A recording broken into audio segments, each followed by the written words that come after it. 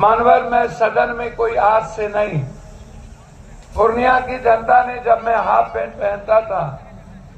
तब इन लोगों ने एमएलए एमपी के रूप में देश में एक बड़ी आवाज दी। सवाल वक्त का नहीं है, सवाल इस देश के संविधान का है, सवाल इस देश के बाबा साहब अम्बेडकर का है, सवाल इस देश के पेरियार महात्मा फूले संत रविदास का है, सवाल इस देश के कबीर का है, सवाल इस देश के अब्राहम, दुनिया के अब्राहम लिंकन, महात्मा गांधी, अब्दुल गफार हो, चाहे राजेंद्र बाबू हो, चाहे सरदार पटेल हो, चाहे नेहरू हो, जिन लोगों ने इस दुनिया में वसुधैव कुटुंबकम एक स्वतंत्र विचार, एक स्वतंत्र समाज की कल्पना की थी,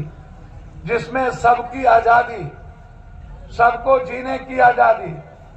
सबको मुस्कुराने की आजादी, सबको आर्थिक आजादी,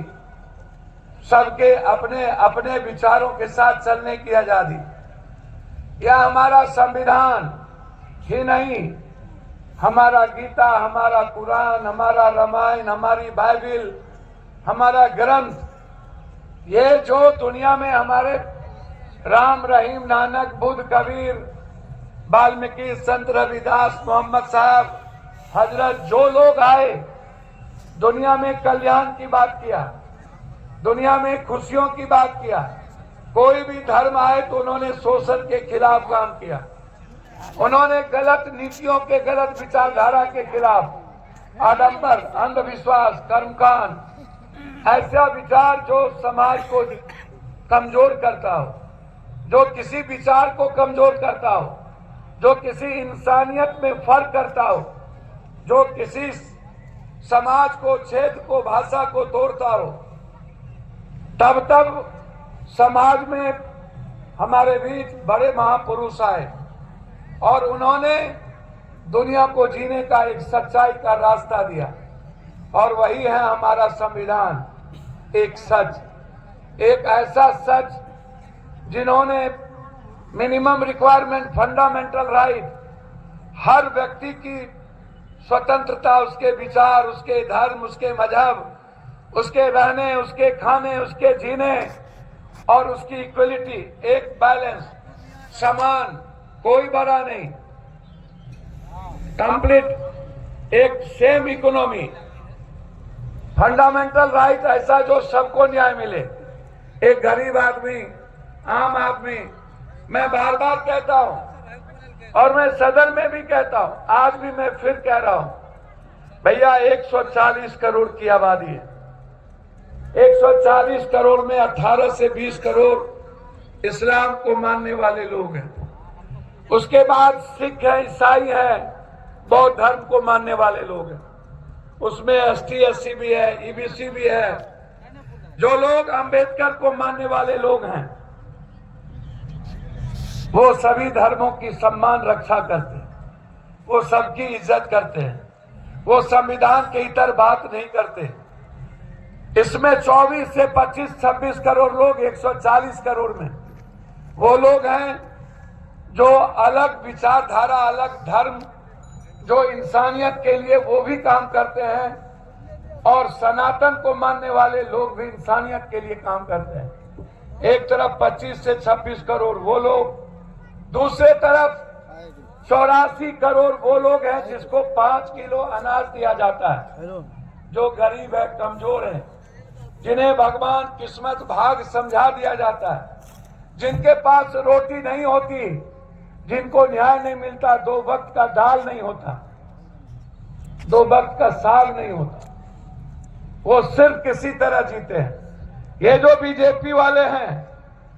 आजाद हिंदुस्तान के बाद पहले भी ये सरकार बनाए थे, अटल बिहारी वाजपेयी जी, मैं उन्हें एक स्वाभाविक प्राइम मिनिस्टर मानता हूं, मैं उन्हें पार्टी कोई हो, लेकिन जब व्यक्ति संविधान को मानकर संविधान को सर्वोच्च मानता है तो व्यक्ति हमारे देश के लिए अम्बेडकरवादी सोच के साथ खड़ा होता है तो उसकी इज्जत करनी चाहिए। मैं उसकी इज्जत करता हूं, लेकिन 12 साल पहले एक व्यक्ति का इस देश के वजीर के रूप में आना हुआ। उन्हें लोगों ने ताकत दी, उनसे उम्मीद थी, उन्होंने सपना दिखाया था गरीबी खत्म करने का, उन्होंने सपना दिखाया था 15 लाख रुपए का, उन्होंने सपना दिखाया था काला काला धन वापस आएगा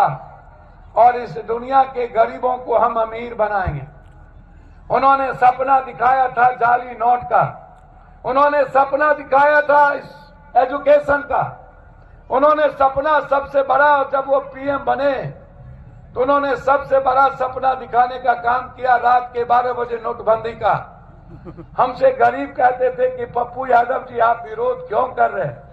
नोटबंदी के बाद तो अमीर लोग खत्म होगा और गरीब अमीर हो जाए। मैं यह बात बार बार कहता था ट्वीट पर, सदन में, यह गलत है इस देश के लिए। यह नोटबंदी किसान को भी समाप्त करेगा, आने वाले पीढ़ी के सपने को चूर करेगा, हमारी उम्मीदें खत्म कर देगी, हमारे विश्वास को धक्का लगेगा, हमारी बेटियां और महिलाएं की हाथ खाली हो जाएगी। आम आदमी जो व्यापारी है, छोटा छोटा परचून की दुकान, दूध की दुकान या जिस चीज की दुकान, दवाई की दुकान, सब्जी की दुकान, फल की दुकान, उसकी जिंदगी तबाह हो जाएगी। महिलाओं की किचन, चाहे जिस जात का हो, वह जीने के लायक नहीं बचेगा। हुआ वही कि नोटबंदी के बाद इस मुल्क की इकोनॉमी समाप्त हो गई। नोटबंदी के बाद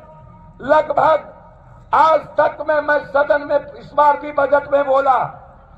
3 सालों से पंजाब और हरियाणा का किसान तिल तिल करके मर रहा हो। 1400 से ऊपर किसान आत्महत्या कर लिया। नोटबंदी के बाद कितने लोग लाइन में मर गए। विदर्भ और बुंदेलखंड के किसान और आम आदमी आत्महत्या किया, जिसकी संख्या लगभग 3300 से ज्यादा। एक बार भी इस देश का वजीर नोटबंदी के बाद अपनी पीठ नहीं थपथपाई, ना इस देश के हिस्से में कोई रैली की कि मेरा ये नोटबंदी है, मैंने ये किया। कहा चला गया वो 56 इंच का सीना जब आपने नोटबंदी की थी और मुल्क की इकोनॉमी और मुल्क का बेरोजगारी खत्म हो रहा था। लगभग आपको आश्चर्य होगा, 13,000 फैक्ट्रियां बंद हो गई। 4 पॉलिसी इसकी याद करिए। जब ये आए, किसी के घर में 1 रुपया नहीं